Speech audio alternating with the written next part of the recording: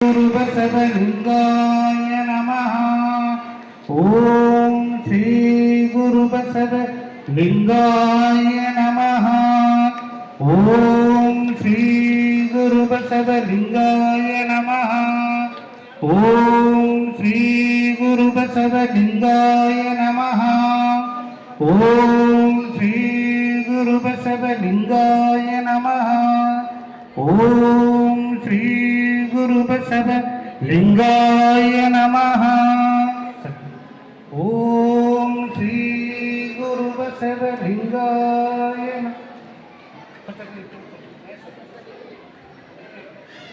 ओम श्री गुरुबसवलिंगाय नमः। ಈಗ ಅಲ್ಲಿ ತೆಗೆದು